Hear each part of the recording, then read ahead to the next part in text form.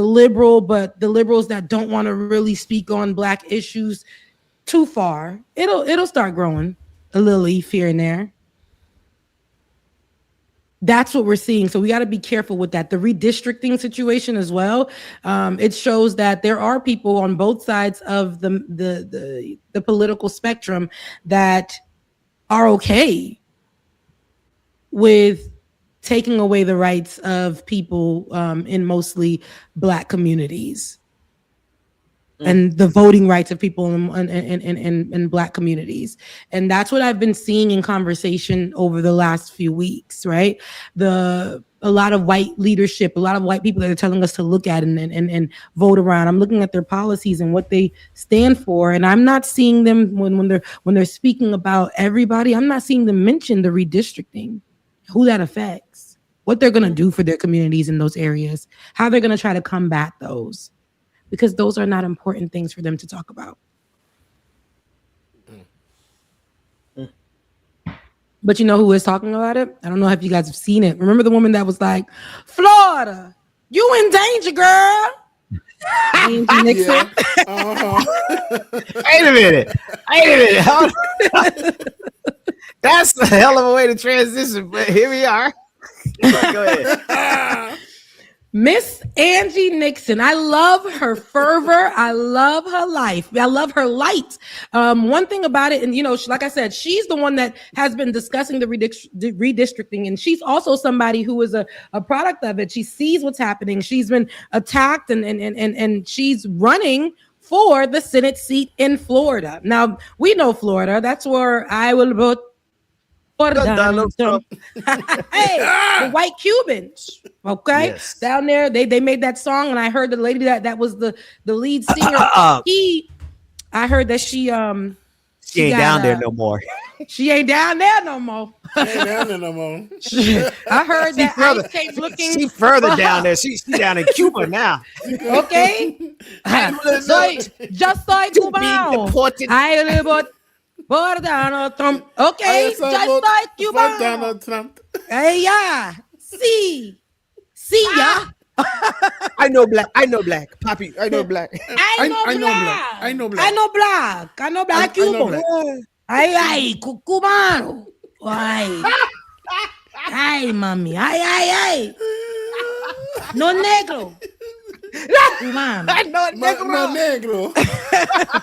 It gets crazy around these parts. Meanwhile, I'm looking at them. I'm like, my brother, my Cuban brother. Now look at you. I will vote for Donald Trump. Out of here. However, Miss Angie Nixon, our good sisters in Florida, you in trouble. You in danger, girl. I love that. She said that to us, and she said that what a year ago, 2 years ago. When ICE was making its way out there, she has been making her this woman has, for the redistricting, when ICE was making their way down there last year and trying to attack the immigrants out there. She spoke about it before it became this whole issue, but it was, you know, like I said, she knew that it would become an issue, and because her voice is so strong, everybody wants to pin her as the dominant black woman, the scary black woman. And she's not that. Everything that she has done has been to try to, she has been that. Her background is in political activism. She has always been boots on the ground. One thing about her, she's out of Jacksonville. You know, your old neck of the woods, Benjamin. Yes, Duval County. And she's a 42-year-old Black Democratic state representative right now from Jacksonville, Florida. Duval. Everybody knows what's up. Shout out to Duval County. And she's she's basically been working before that as a community organizer, still is. And she was first elected to the Florida House in 2020. Now, she has built a huge reputation as one of the more outspoken progressives out in Florida. And we've seen that through videos. We've seen her at Alligator Alley or Alligator Alcatraz when they try to put that at the Everglades, the encampment over there for the immigrants in the Everglades would shut down immediately, with her and her friends going every day over there to look for answers. Every day, nonstop, foot on neck. She was also arrested, if you don't remember, I believe out in Florida for protesting and protest as well. And so she has an upcoming sentencing in, I want to say, yeah, absolutely. So they can't wait. Democrats cannot wait. So Republicans can't wait. Now she does have support from both sides, but there's been drama since she has been the pick, right, for the Democratic side, Democratic Party, for her to become a senator. If she does become senator, right, in Florida, she would be the first Black woman to do so. That tells you all that you need to know. Now, and also in Florida, Byron Donalds is also running for governor, but we don't care about him. We don't care about Byron Donalds. I just wanted to put that out there. Byron Donalds is the other negro out in Florida who is running for the governor's seat, but we know that he's put on knee pads a lot for this Trump administration. And so I just want to tell you that's the negros out in Florida. But the one that we want to focus on is Angie Nixon, and particularly because they're trying to paint her out to be some overreactive, very hot ghetto, woman who is running for this opportunity. And you'll see the commentary online is a little different. Not only commentary, interviews that are a little different when they're speaking to her. It's like they're challenging her. And I want you guys to hear, Ben, I know you have this. I don't know if this is the piece that we're looking for, but we can hear in this one. If this is a good interview, that would be great. But this one on CNN, this particular interview here, we'll see with the CNN anchor how she is speaking to Angie as if it's so combative. And again, CNN is supposed to be the progressive, the liberal, the left leaning, but also it's a news channel, so we're supposed to be nonpartisan or whatever the case may be. But we're not going to see that here. I don't know what her Miss Casey Hunt, what her problem is with Angie, but tell me if you guys can see what it is, because I didn't see what the problem, how we got here. But tell me what you guys hear when you see this. These Democrats have the right leaders here in Washington? It is absolutely wrong. How can you all of a sudden change the tune? And I'll tell you how you change the tune. When your corporate donors should he not be decide to speaker? give you more money so that you won't, that is up to the Congress people. I'm running for U.S. Senate. Well, what about Chuck Schumer? Should he be the majority leader if Democrats take back the Senate? I think I would possibly be looking elsewhere when I become the next United States Senator in regards to leadership. And I mean, we need to make sure that we have people who are centered on people, who are working for people, right? And so again, do you think Schumer is going to support your campaign? Do you expect Democrats in Washington to send money to help you win? I actually have Democrats in Washington already sending me money and already the DSCC, have they committed to go on the air for you in a big way? Somebody snatched. Who did you say? The GS? What the hell? No, actually, our campaign is supposed to have a conversation with them sometime this week. But I want to be clear, because a lot of people, this is my introduction to them. I am someone who is a former vice chair of a Democratic executive committee in Duval County. I also worked for the state party, the Florida Democratic Party, as a political director and a field director. I'm also a union organizer. I'm also someone who is not ashamed or afraid to vote against my caucus if it's not in the benefit, if it's not benefiting hardworking everyday people. I'm also okay with voting against Republicans. It's not about that. It's about the people for me. Hakeem Jeffries, who would be skank. I hadn't had a chance to watch it. That's scalawag. Yeah. Like, that was so unprofessional, bro. Like, you interrupting the crap out of her, and I'm trying not to cuss on this Sunday, but she just interrupting the crap out of her. It's like unprofessional as hell. And I would expect a lot more from CNN.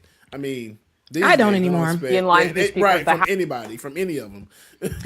I don't anymore, but it also goes to show the disrespect, right? Miss Ma'am with the little Karen Bob, right? Her name is Casey, close enough. But what we see here is the lack of respect when there is a Black woman, particularly, who's in the room, who's well spoken and who's actually campaigning. This is her opportunity to get on these platforms and start to push herself, just like any other person, just like any other woman, just like any other man who's running on either side of it. But here we're seeing this lack of respect for her because she herself has a person. You could tell there's a personal vendetta. It's like, oh, well, how are you qualified? What money you got? How you can? That's basically what I'm hearing Miss Casey over there at CNN say to her. And every time she had an answer, it was like, okay, she got an answer for that one. Let me try something else.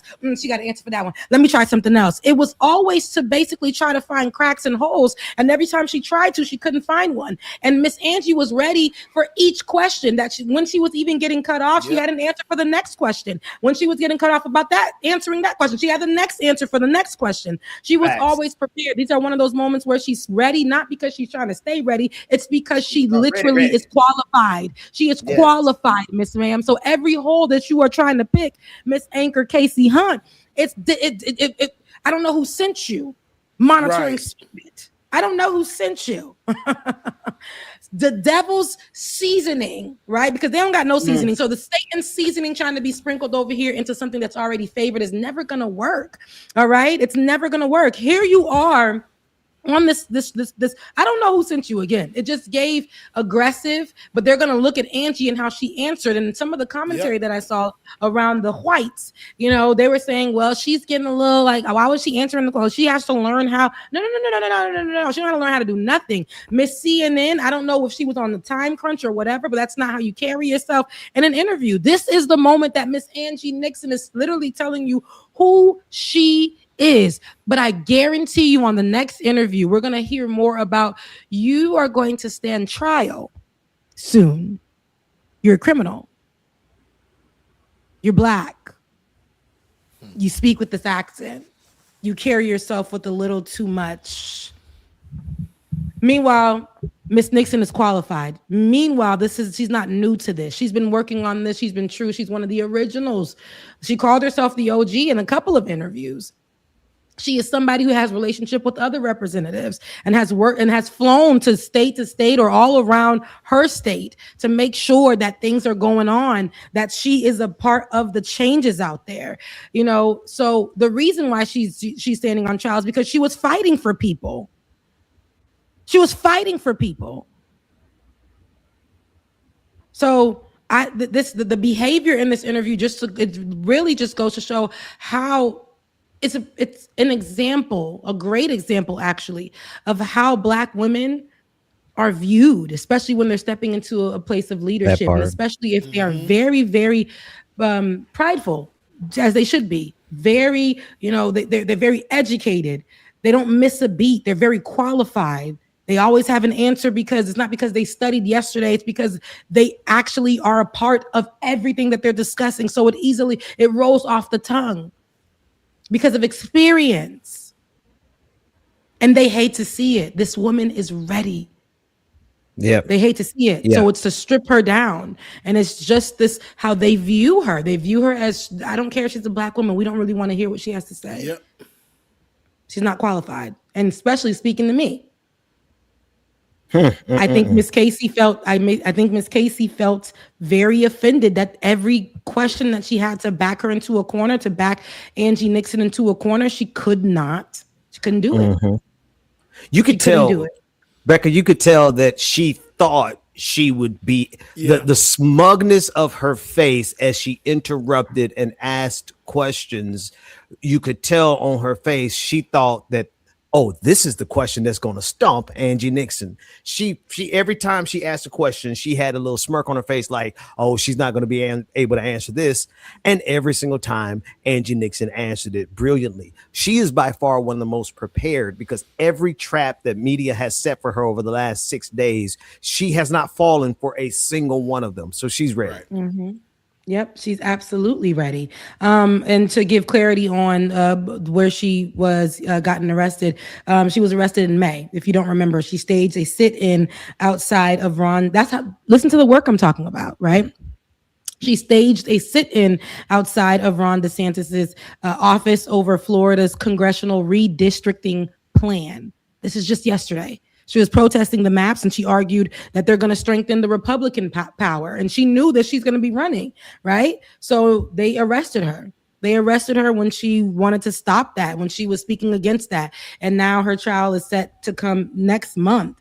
And so this is the Black woman who gets arrested for protesting the Republican redistricting. Of course, she's going to get attacked. Of course.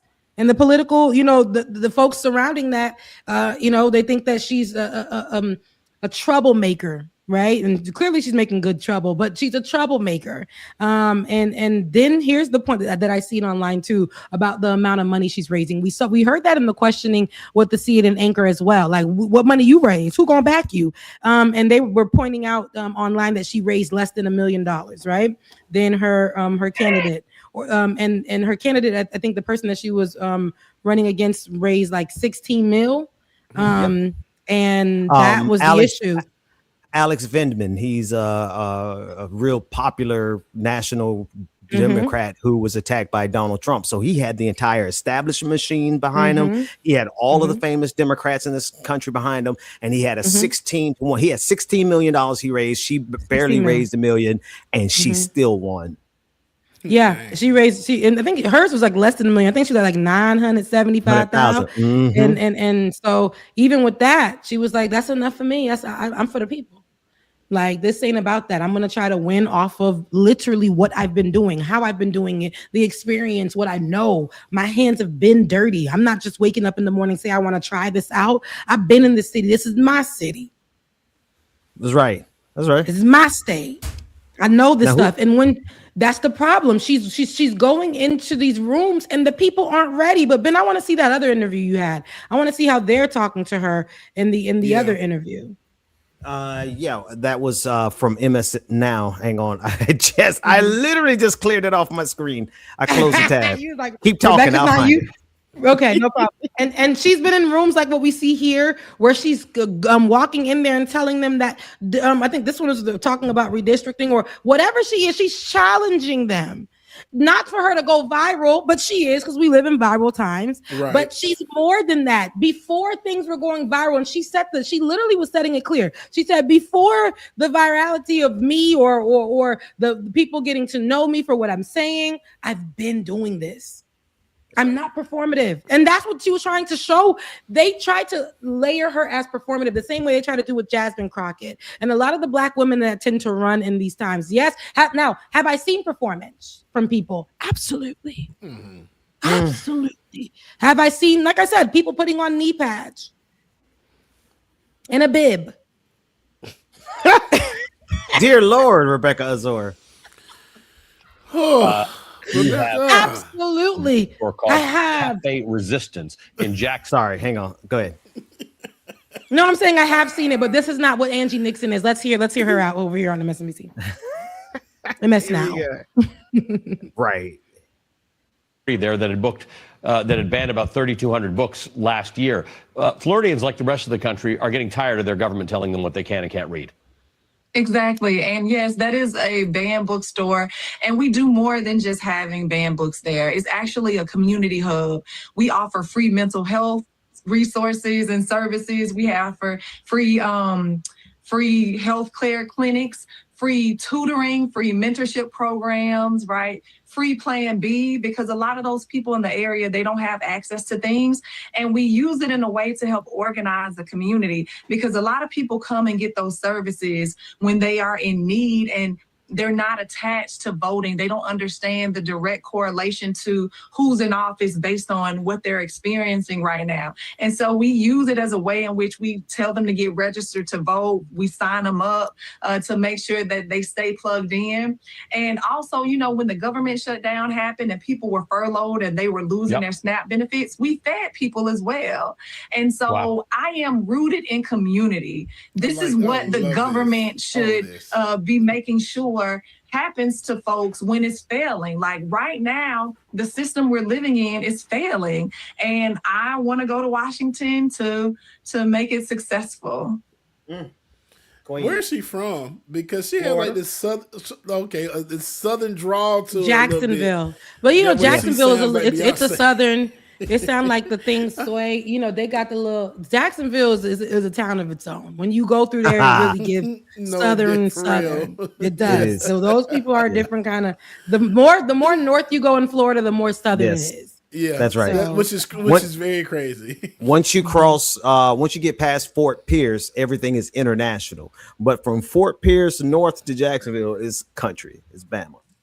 Mm-hmm. This is it. But I definitely want to go down there and visit her bookstore, man. I really think that's dope as hell that she's done that. Yeah. And not just the bookstore, it being a community hub, like she said, somewhere where everyone in the community can come.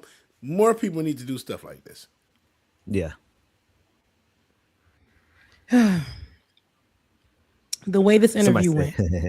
Jacksonville is South Georgia. Somebody said Jacksonville is South Georgia. That's the truest thing. It really is. It definitely is. When I used to drive from Tallahassee, because I went to Florida A&M University, the number one HBCU in the nation, we bleed the orange and green. Y'all haven't heard me say that in a long time, but I just wanted to come back and just say that. And a lot of people from Jacksonville, even though they have their own, I think EWU, some other. Shouts out to them out there, also a HBCU as well. But a lot of people from Duval County do go to FAMU. And I say that to say, having to drive past Duval and go down to West Palm Beach, South Florida area, it's a stretch. First of all, why did they have my 18-year-old behind driving that far with kids in my car? I don't know. But we had to take a map because we didn't have GPS at the time. So and you had to pay for the GPS if you did have it in your phone. It was an extra feature. We didn't have that, so I had to go to MapQuest and write down everything. And I always knew I was close, even though it's probably a couple more hours. I always knew when I saw the Duval and Tallahassee sign, the joint sign that they have when you heading north, I knew I was close. I said, as soon as you reach Jacksonville, I got just a couple more hours and I'm reaching Tallahassee, Florida. So now, it is Rebecca, like, yeah. I have to ask you a logistics question. Were you dropping someone off in Jacksonville? Because to go through Jacksonville from Tallahassee, where you could have just I wasn't dropping nobody off in Jacksonville. It was when I'm coming up. I like to see this. When I see the sign, I know I'm closer. There's a joint sign where it's Jacksonville and I think Tallahassee, whatever. It tells you to go, right? And then you go the route you're supposed to go. What is it? The interstate sign. Yes, and then it's split. I'm not going into Jacksonville. I had to bring up a map because I was about to say, girl, if you drove to get to West Palm through Jacksonville, I'm gonna have to fight long way. Because Google.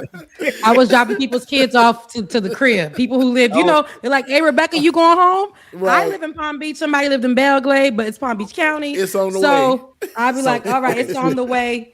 You didn't go to Jacksonville. You just saw a Jacksonville sign. You passed Jacksonville on the way home. No, you're not coming from Tallahassee. You do pass it. You mean you're going across? You going down? No. Now I'm about to pull the map. You gotta just come you just go down. So how do you do it? I thought you come straight down. You pass. You go Tallahassee, Jacksonville, and then. Rebecca in Lake City, Tallahassee over here. Everybody can everybody class? Can you see? So how did I get there? So you take Tallahassee to 75, which is right around Lake City, right here in Lake City, and then you take 75 south through Gainesville to get down. No, that's not how I was doing it. Let me tell you how I was doing it.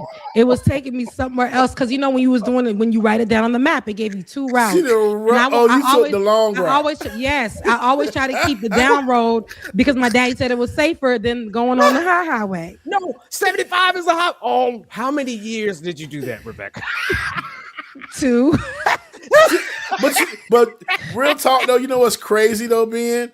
Like at one point when I was driving to Daytona, when we would drive down, it would take us almost 8 hours to get there from Atlanta because the way it would have us come in was go through Jacksonville and then go down somewhere else. I'm like, bro, why is it taking this long to get here? When I grew up, it only took 6 hours. Like, where these extra 2 hours come from? Oh man, let me tell you. And then this was taking me on the down road. I wish this map was a little bigger because you literally Rebecca, you probably added 3 extra hours to your trip over to Jacksonville. But hey, y'all were having a good time. Y'all were young and having fun. So that's all that matters. But don't you do that in your 40s, in your 30s. I'm not in my 40s yet, beloved. Thank you. Take it down a notch. Thank Pipe you. down, Ben. Pipe down. Let me stop. That's your community, my brother. Oh, wait a minute now. Hold on now. Don't come from But I know 40 your and up. birthday. But no, you're up. There's 40 and then there's you're up. No, I'm Wait a minute. I am. What the hell? We are. No, Didn't have to yeah. come for us like that. Oh I my God. wasn't- Like, the thing is, damn. see, let's be clear. There's not a problem with certain, I don't like when people age people. So I'm just saying, like, you're in the stage of you're no longer in the 40, just 40 crew. Like I can't say I'm in the 30 and up. I'm in the up in 30s now. I just turned 36, right? So I got 4 more years until I'm Hey, Rebecca, 36. 40. Remember, I turned 30 with you guys. I always say that because I was Yeah, you turned 30 when we were I was turning 40. Yep. Wow. right That's in the pandemic in crazy. 2020. So now I'm 36 and freshly 36. So I'm in the almost the grown. I Rebecca. still Don't tell anybody else that you used to go through Jacksonville to get home from Tallahassee. He's not going to let I that was down. literally I had to do what I had to do. And also it was less police officers. Now these were rumors, of course. We didn't have GPS telling us where the cops were, but that's what they said. My dad said it was safer to take the longer roads just in case you need to stop somewhere or whatever. You know what I mean? Yeah. So that's what I had kids in the car. And to be fair, like you said, this is before GPS. So okay. Yeah. Right. And I was writing the map, and then it would say safer route or whatever on MapQuest. It would give 2 routes, and I always hear my daddy saying, Oh, you're gonna get there on time. You don't need to speed. You don't need to try to take the shorter route. You're gonna get there on time, and the safer route is the better route, and that's why I took that route with people's kids in my car. Right. I-75 is just as safe, but no, Dad's wisdom is always we understand. It's a good story. And some of the kids I was taking with me too, they didn't have cell phones. Yeah. Yep. Were cell phones even that accessible, Rebecca? You're making me feel like They were very accessible actually, but some of the kids were coming from places, like I was saying, that doesn't have much. So it was our first summers and stuff out there, and I would let them use my cell phone, and then the people that had to pick them up at like a Publix or something, far from Belle Glade, Pahokee, Muck City, the muck. Yeah, I forget how Florida you really are, Rebecca. Like yes, real I'm bad. very like Florida. I know Florida. Yeah, Pahokee and the real. No, I'm the real. I'm South Florida, where James, everything is true and real. I said Pahokee. What was the very first thing she said? The muck. She is from Florida. If you know the muck. City, yeah. Absolutely, the Mud Bowl, and then you got South Bay, you got Clewiston, the surrounding area. Wow. You know what I'm saying? Yes, absolutely. Yes. Yeah. I knew a girl from Anywho. Clewiston one time. Anywho, go ahead. Oh well, that girl's not your wife. Sorry to that lady. No, it's a funny story because the night I met my wife, my wife saw me talking to this girl from Clewiston who was like just throwing herself at me, and my wife was like, he a mess. So I saw her looking at me, and I told the girl from Clewiston, I said, excuse me for a second. And I never went back over there to her. I went over there to where my wife was and introduced myself. So that's the story. Oh, As you should. Right. Look, thank you. because Sorry, Clewiston. Since we got to clarify, let me clarify. No, but a lot of clarity.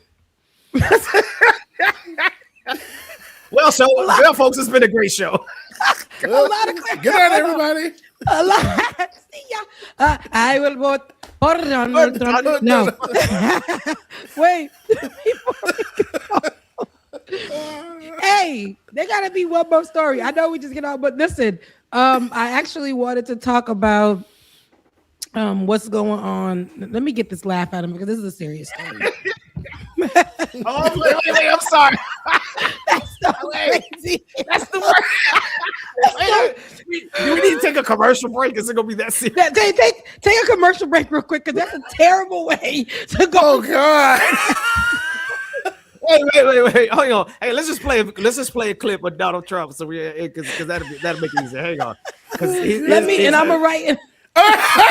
You about to? No, I didn't mean. Y'all be trying me. Becca, you doing that? He was doing. I saw what he was doing. He put that map up. Thank you so much. You're gonna impeach him? Why? Well, I don't know. I don't know. I'm going to be impeached. They're going to impeach me. I have no idea why. I saw today a congressman said on one of the shows, we're going to impeach President Trump. We're going to impeach. Oh, really? Why? The person was asking. A neutral commentator for a change. I like neutral commentator. Oh, I see. You're going to impeach him. Why? Well, I don't know. I don't know. All right. I think we can. Okay. Can't stand the man, dog, for real, bro. Just all right, Rebecca. I think we can do a transition now.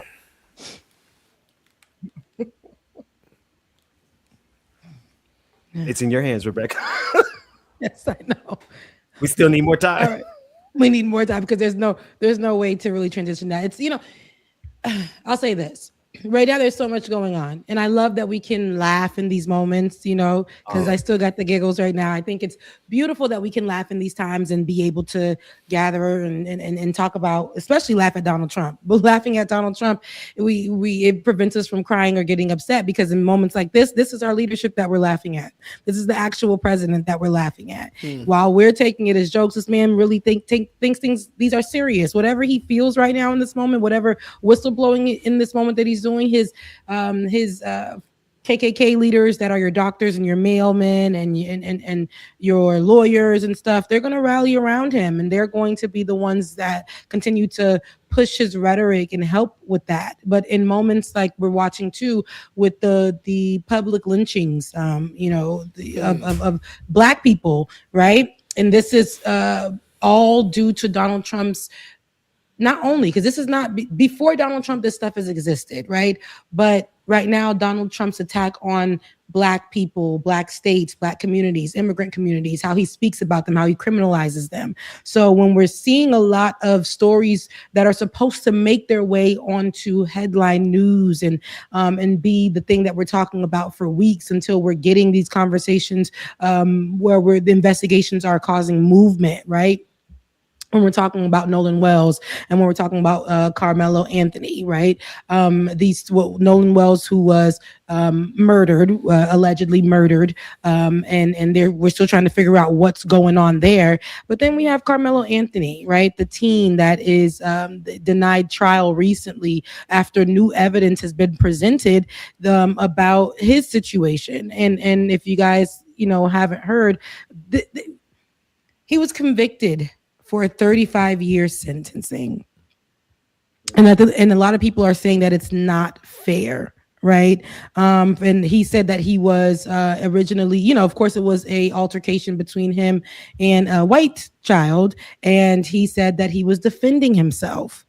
And it resulted in this. And immediately in his trial, they gave him no opportunity to defend himself. The new information that came out that they left behind was saying that they kept things off record, and that's what made it unfair for his trial. But we know that for Black boys on trial or Black boys murders, us looking for any justice for them, there's always going to be represented in an unfair manner. Right, we're always going to see that. So for Carmelo Anthony, the prosecutors and his original defense team had an off-record gentleman's agreement to keep potentially damaging information about both Anthony and Austin Metcalf out of the trial. Right, and Anthony's lawyers argued that the agreement broke down shortly after Anthony was supposed to testify, which contributed to him choosing not to testify in his own defense. And what was happening was, I think Austin Metcalf, they started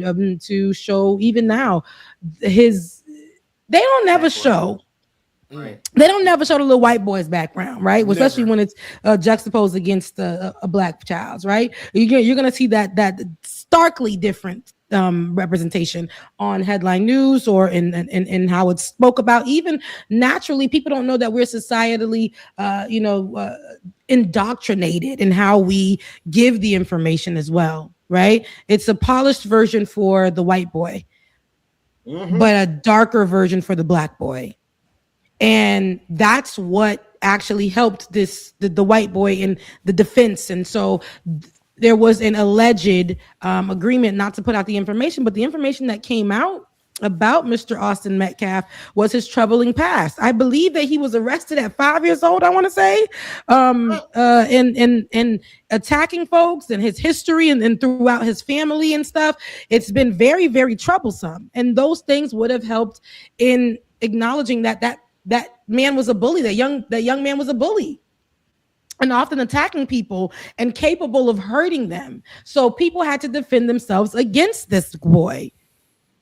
But they didn't want to bring that out, and it started to derail and online. But that still wasn't enough for them to want to give Anthony another chance. Now, they argued that this interfered with the constitutional right to present a complete defense. They also challenged the original judge, John Roach, because he later gave an interview saying that the jury had got it right. So that's it. That's all. Ain't nothing to it. And then he was removed from handling the post-conviction proceedings over concerns about his impartiality. So that word almost tripped me up, but I got it. But he definitely was removed about that. But because of this new information and both the teenagers' backgrounds, they came out, and it showed just a different story and how it could have been in the original trial and why it was never heard in the original trial.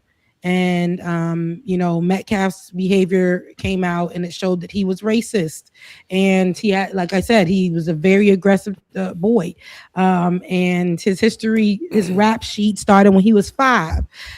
It said there was an arrest at five, I believe, and I kept looking at that. I said, does that say 5 years old? Like, yes, he's been a troublesome person, but now this. Mm-hmm.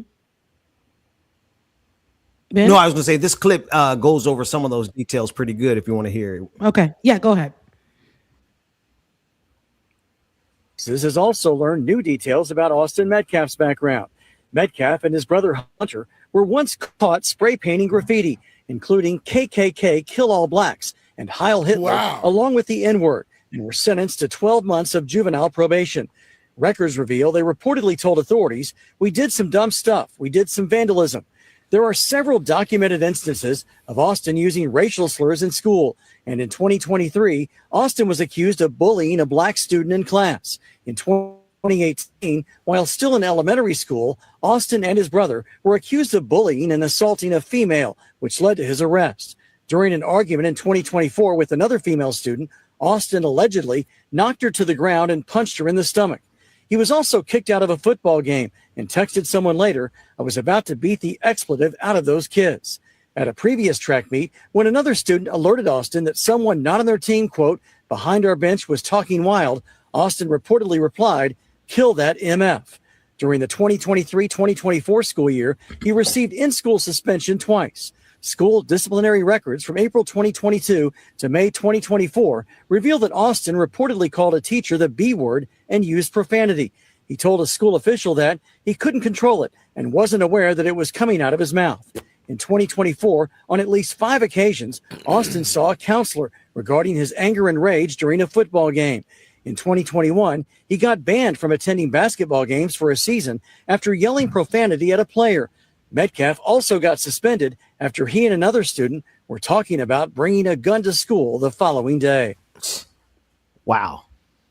And I hadn't watched that clip yet, but God dog, they just read those receipts. Listen, no, but that actually, I'm like, I told you in reading it, I'm like, but this started since he was like 5. But hearing this as, examples, that he could have been a potential school shooter. Yeah. A murderer? And I hate to do this, Rebecca. But just look at this man's face. His face says, "God bless the dead." I ain't trying to talk about somebody who's dead, but the face on the look on his face is one There's of a look. I will hurt somebody. It also gives that he's the type that he know that his daddy knows people, so I can go out here and do and say whatever the hell I want to, and I'm gonna get away with it. Definitely looks like a face of a killer though. Mm-hmm. And this is why we're saying these are the people that are Not oh well. These are the people, but it's also, it just sucks for Carmelo because at the end of the day, that's the justice for the white kid. But it's crazy because we're looking at the movement. Carmelo has to stay in there for potentially 35 years of his life taken away from him for defending himself.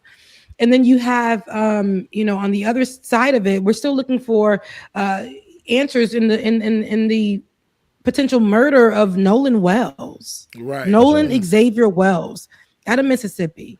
Those kids still get to live their lives and protect their stories, just like what happened here, right? The protection of the white boys' stories, and their legal representation, even though there are so many holes in those things. But there's the protection. But who protects Nolan? Who protects Carmelo? The system isn't built for that. No matter what the story is, it's never built to protect the black children, the black man, the black woman. It's just not built for that. So especially if it's up against a white person. Go ahead, Ben.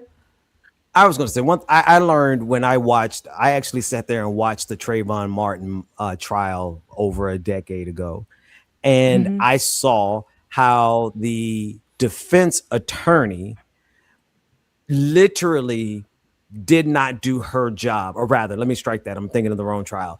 The prosecuting attorney, the one who was trying to convict George Zimmerman, was intentionally it was flagrant. Anybody who understands or watches that knows anything about a legal process and questioning and interrogating witnesses, you could see how the prosecutor and that assisted in George Zimmerman getting off for killing Trayvon Martin. Fast forward to Michael Brown.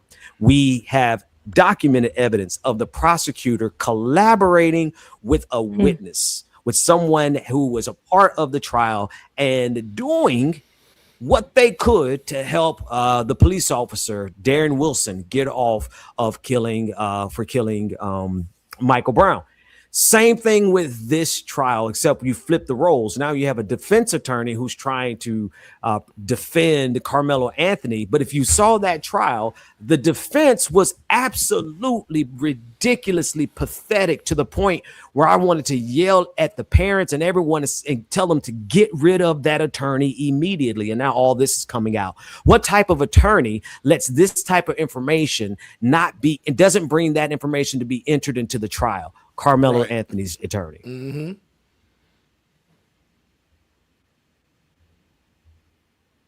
Absolutely, Ben. I apologize. My mic. I was trying to get it together.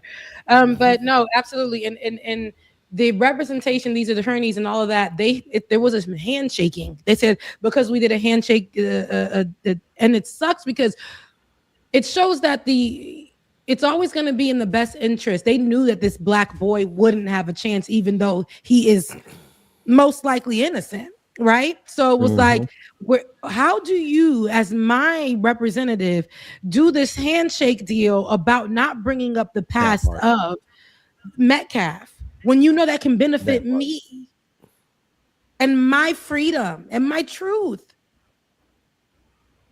And now that it's brought out, they still won't give me another opportunity to get this right because I took you as my representative. And what you said, I thought that was going to be my protection. I trusted it. And now look at me, because the whole time you were protecting Metcalf's representation and how he was going to be seen and heard and remembered throughout the world. Yep. Yeah. Yep. Absolutely. And we're seeing more and more stories like this just come up, and we'll see the beginning start, and we'll see a lot of people talk about it, and then it'll wean off. This isn't like back in the day where we would stay on it and stay on their asses. It's not that anymore. These stories are coming so quickly and through, and funneling through the media. And what I'm also seeing, and we actually talked about this. We talked about this on the Leftist Mafia. We talked about this multiple times on Like It or Not. Olay just actually dropped a really good video essay speaking about how these phenomenons, right? Like this phenomenon of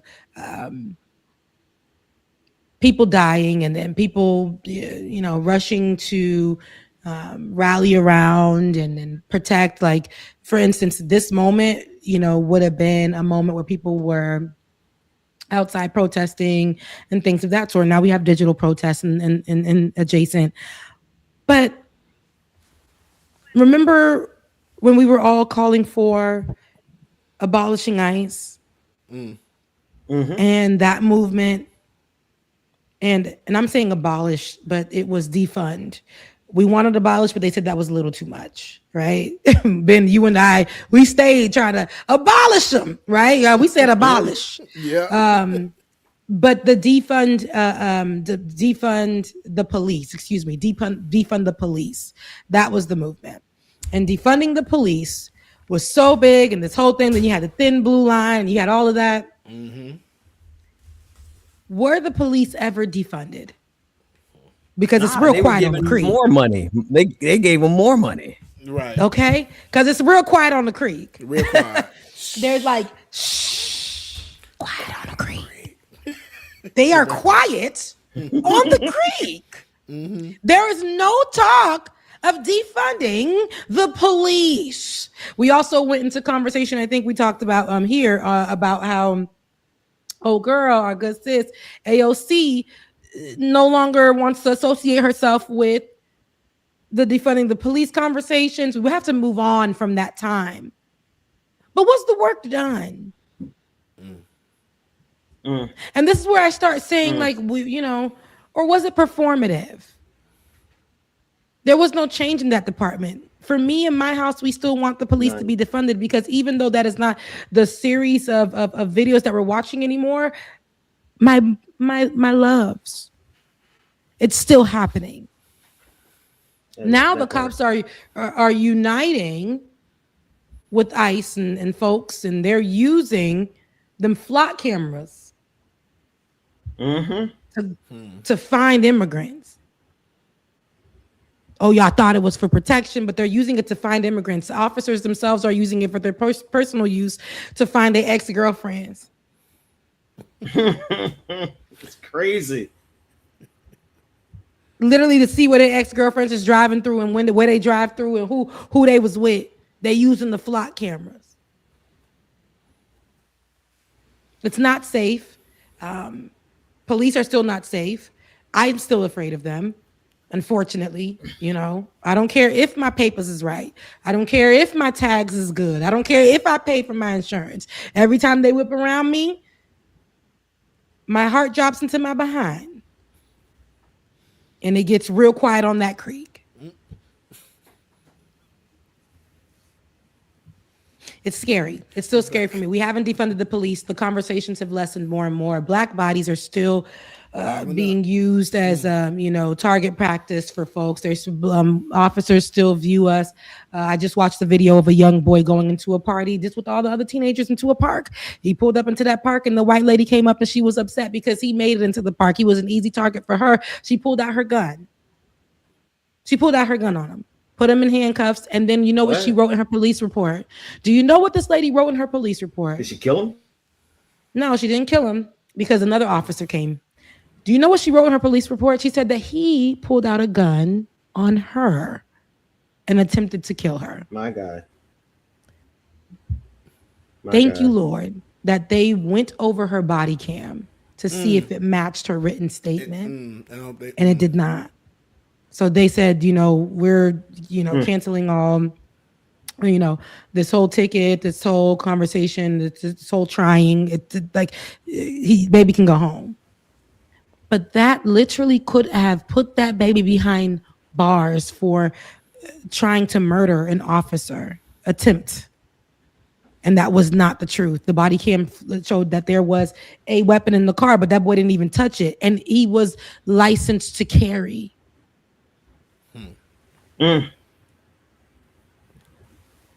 So this is what I'm talking about. It gets real quiet on the creek when them stories come out. But years ago, that story would have been the front of the news. And I'm going to tell you why. We talk about this too. There's this whole idea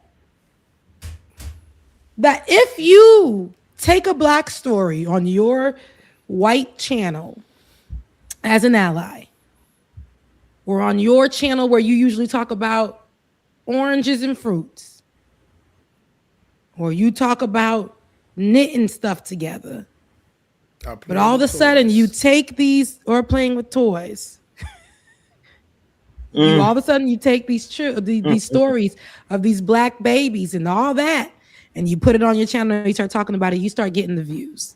But you never finish, you never come back to the story, you never follow up, you never talk about, it's a trending story right now.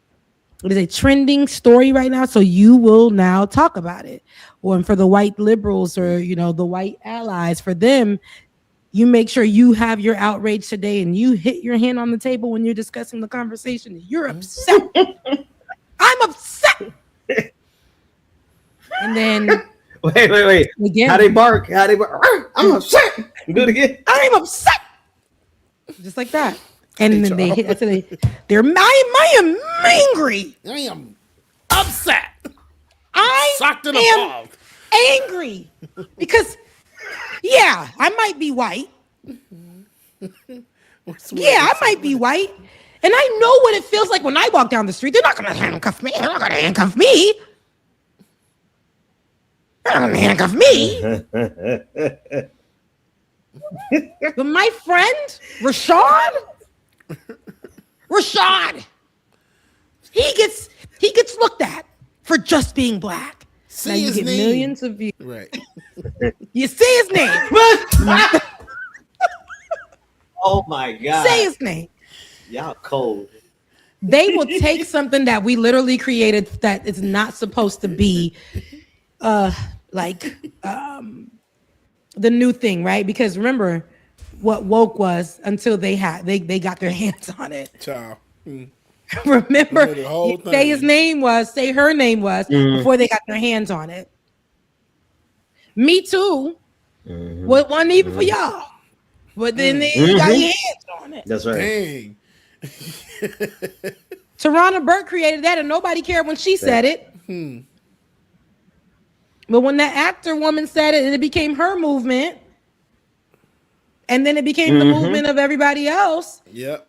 Nobody's saying Me Too anymore. Like I'm saying, this is another movement. I understand that things come and go, but also it just shows a it's very performative.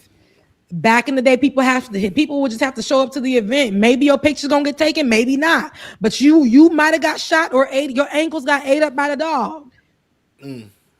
You got beat by a baton. Now people going just so they can get couldn't breathe. Tear gas. Oh wow, I was tear gas. I just wanted to Jesus show Christ. you guys I was tear gas. Yeah, I'm out here and I just want to, and I'm out here, and I'll be back tomorrow, same time. But I can't breathe, so I'm just gonna go get myself to safety. But live streaming at 3 p.m. to discuss how I feel. I know I came out here to talk about what they're doing to the immigrants, but 3 p.m. I'm gonna show you guys what they're doing, and I'm going to get a closer shot before I leave here and go to my hotel into safety. But tune in at 3 p.m. for the true story. See you then.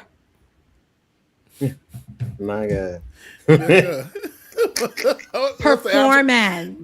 What's the outro? See you then. Like, share, and subscribe. Like, share, and subscribe. If you want to get more of these moments where I'm hitting the streets and it's real hot and it's quiet on the creek, make sure you tap that button right here on the right side. If you want to support, you already know what to do. But if you want to get it hot and on the street, you get it from me, Amy. Amy? Wait a minute. Amy! I don't know. That just came to my mind. Amy. I'm glad we don't know any Amy's in the business. Amy. And that's enough. So now every time Amy shows up, they know that Amy gonna be out there. People getting shot up, but Amy is over there like, hey, it's Amy.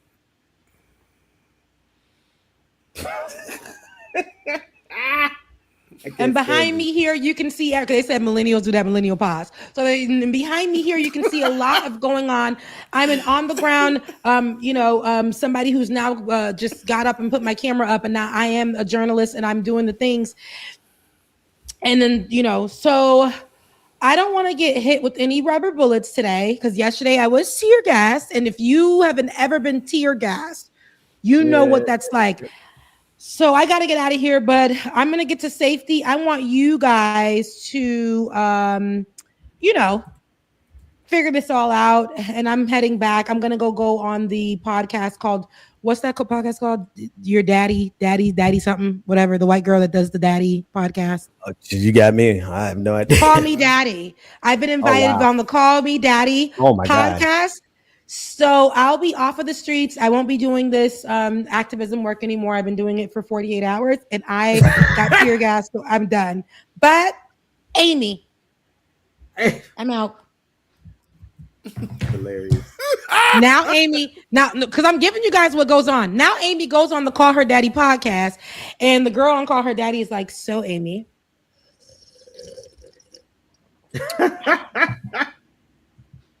Call Me Daddy. That's what it's called. Call Me Daddy. And then the host is like, so Amy, and she does the little slurp and she's like, they hold the mug like this. So is it true that you found someone at the immigration protest that was happening over there in Memphis? Yeah, totally.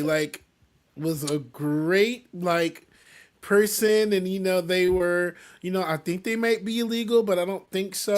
But yeah, it was so cool because I just did what I could to just help this person out, and we ended up falling in love. God. And I love that because now I know you got into activism immediately once you heard about the protest, and you were out there for a whopping 48 hours. So you have so much experience. And a lot of people, what do you think about people saying online that you finding love out there and now you going on my show and you're about to go on Love is Blind, but you're going with your partner because you guys want to find a third? What do you say about people who are saying that you're leaving the immigration work and the anti-immigrant work behind? I feel that I'm still doing that work because we're together. So me personally being in love with him is I'm always also doing that work for immigration. So I'm doing my part by being with him, just being with him. And to everyone else that thinks that I'm Is he Mexican? As a person who's dating an illegal immigrant, that's how they set it up. And so Amy, yeah. Amy and Alejandro, Yeah. You look, yeah. That is exactly what 5 minutes straight. Yeah. The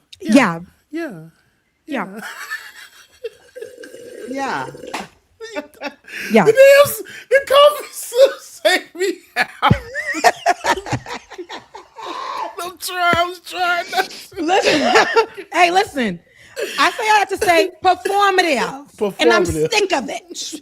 I've already called out the communities that do it, that got no business doing it. From our community, you could be black, white, in between. I don't like when y'all use it when you really, how you talking about cooking, but you talking about Nolan Wells. And then how how you went out into the streets for this one day to go and protest, but you was mad because wasn't no bouncy house, but you also found love, and then you were tear gassed, but there was a man who was driving home, his whole car got tear gassed, the baby seat was tear gassed and flipped over. You do not understand what it's like to have to live into the community where they are there every single day, but you get to go back into your hotel, do this work for 48 hours, go viral, now become the face of what somebody else has been doing for years, and no longer have to be on the street anymore, but you get to sit on this podcast to talk about the love that you found and how people are against you now. And from there, you get opportunities to get on Netflix or do whatever else. Yep. It is still quiet on the creek when it comes to the thing that you went out there to go fight. But now you got a picture in black and white with the tear gas going across your face because somebody was there to take the footage. Yep. You was live. You're like, hey, Chad, Amy. No. Yeah. No. It has to stop. Yeah.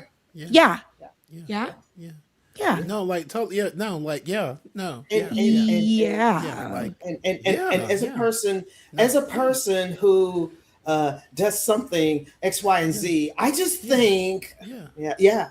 Like no, like no, totally, Ben. No, totally, Ben. Yeah, no, really, yeah, absolutely, yeah, absolutely. Oh my gosh, isn't it? It's just like that, isn't it? Oh my God. Yeah. Oh, right.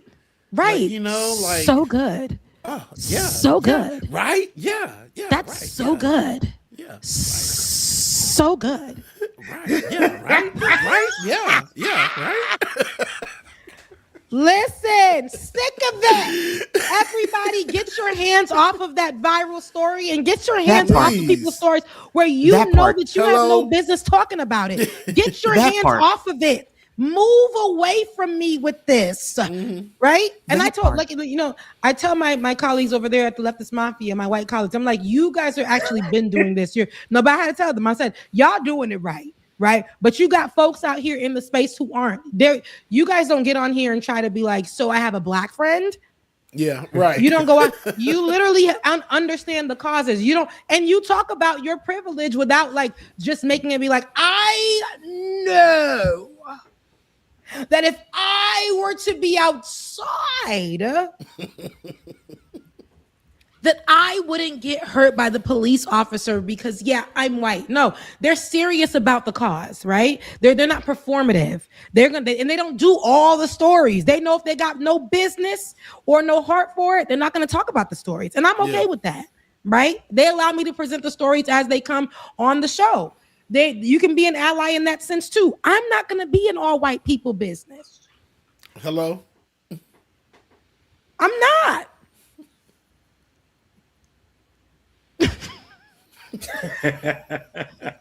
I was gonna say, you got no business about how to make sourdough bread. That's it. It's like, what? Avocado toast. Yeah. I can't be. I can't be in that business. I love me some avocado toast, but I put seasoning and other things on it. I can't be in that business. I like to cook my salmon until it looks, you know. I don't need my salmon coming out looking like Jell-O. I like to cook my salmon. I can't be in white folks' business. No white people problem. It's not mine. I'll get my camera.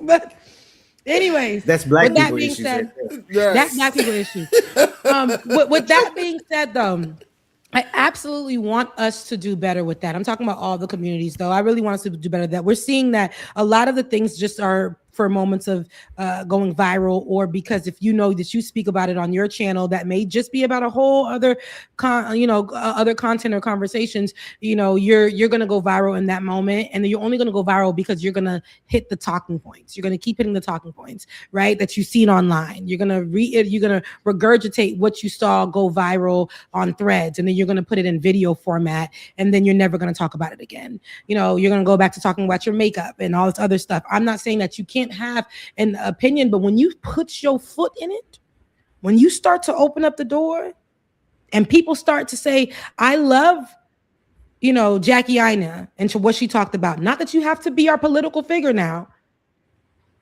but now people are going to be like, well, what do you think about this? What do you think about that? And you're going to be like, don't come to my page for that. I've seen it done. I don't talk about politics here. I don't mention that. I don't want, but it's like all this stuff is affecting us. But when it was going viral, you decided to open your mouth and become the person as the top of the conversation, the person they go to. It's crazy. ICE agents I was speaking about ICE, ICE agents, like I said, they went to a hospital most recently, and a family went to a hospital, I think mother and daughter. Oh, yeah. And ICE was right there waiting for them and separated them in that hospital just recently. But 2 weeks ago in Memphis, they went to a club. ICE locked Black folks in a club. Wow. I want to send y'all the video, actually, because nobody's going to believe me. ICE locked Black folks in a club. Lock them in, and I'm gonna send that to you because I'm one thing I'm gonna do is not. I ain't gonna lie. I'm not gonna lie, but I'm gonna send it into text message though, so y'all can pick it up from there. They locked Black people in the club in Memphis and wouldn't let them out. It was such a weird thing to see, but it also club goers, they were locked inside during a Trump task force raid.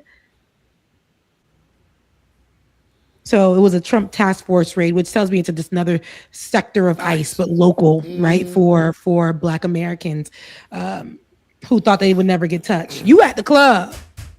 We at the club. We ride slow. We doing things that the girls don't do. Right? But they ain't doing that. They wouldn't let them out. They couldn't ride slow. They couldn't do the things that the boys don't do because they would not let them out the club, right? The task force locked the doors and would not let the people leave, even though they lacked reasonable suspicion. They were never told much. And this happened at a Memphis nightclub on August 9th. Let's take a listen. Memphis, Tennessee. Drake. Tell people y'all getting out of here. Y'all keep up this bullshit, we gonna be here.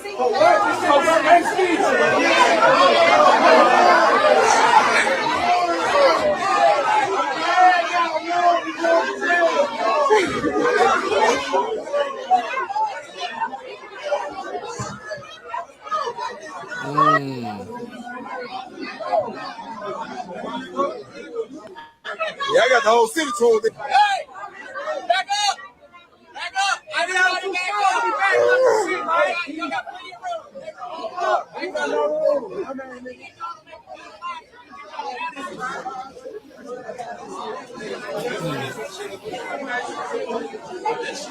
So, hey, y'all had me at the station yesterday, man. Y'all just had me at the station yesterday, man. Y'all somebody out of Ross. I'm like, come on, y'all already had me up there. They taking everybody's ID. Y'all just seized my BMW yesterday. I just had the food up there yesterday. I know y'all, I'm good.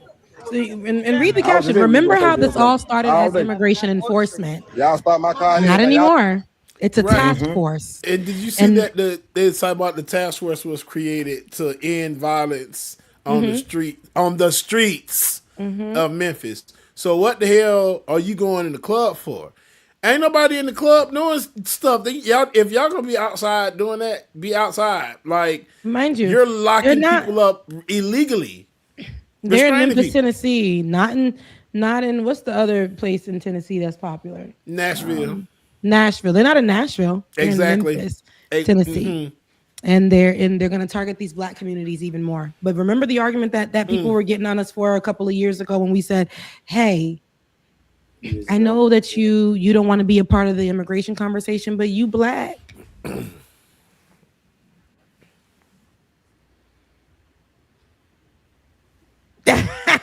You Black. You can't. I will vote for Donald Trump. Even if you're a Black Cuban, they see you. They like, hey.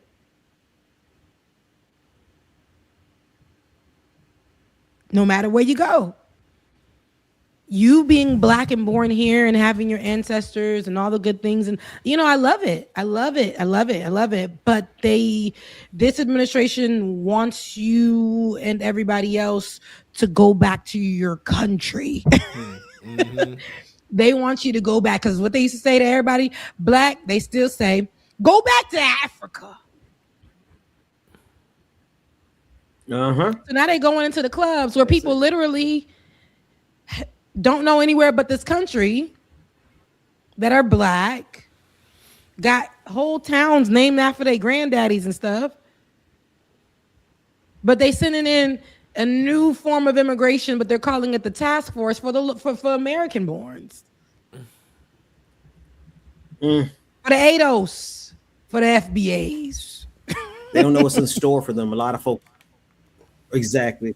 A lot of folks don't realize that this was always the plan. And we've been telling them that for years, Rebecca. The plan has always been to get everybody comfortable with ICE doing this to immigrants, because you got Black folks who like, oh, we don't support immigrants. We don't like immigrants. Okay. And now that they're done with immigrants, they're coming to Black folks. We told y'all niggas this 4 years ago, 3 years, I don't know how many years ago, 2 years ago.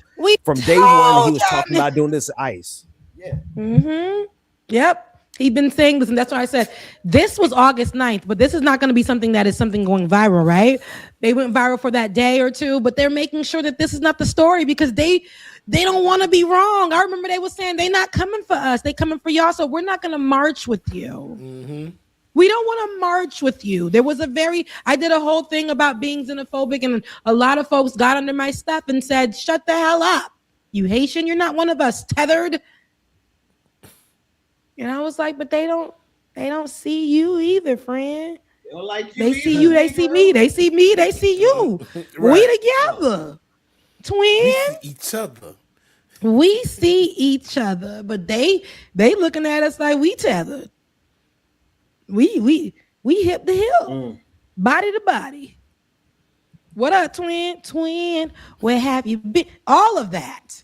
And now they just changed the name. Since you're not an immigrant, we'll go ahead and call them the task force. And we're going to put them in predominantly Black areas. We're going to make sure that we do not target or scare the white communities, but we will definitely go into the Black ones, because what the hell are you doing at the club?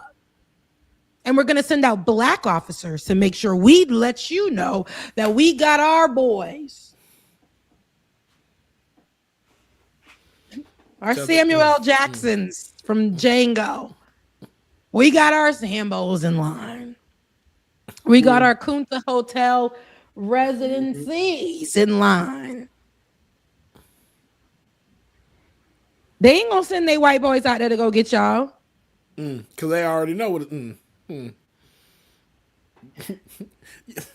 That's it's like you send out the Black people to the Black club. So y'all think it's gonna make it better?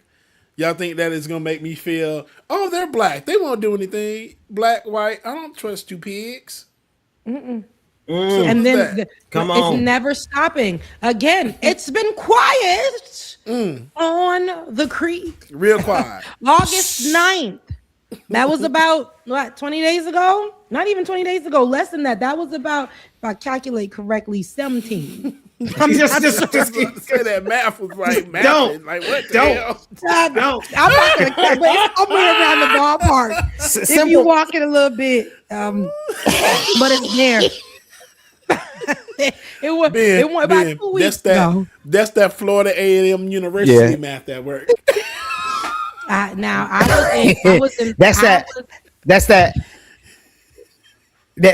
that driving through Jacksonville to get to West Palm Beach. My calculations.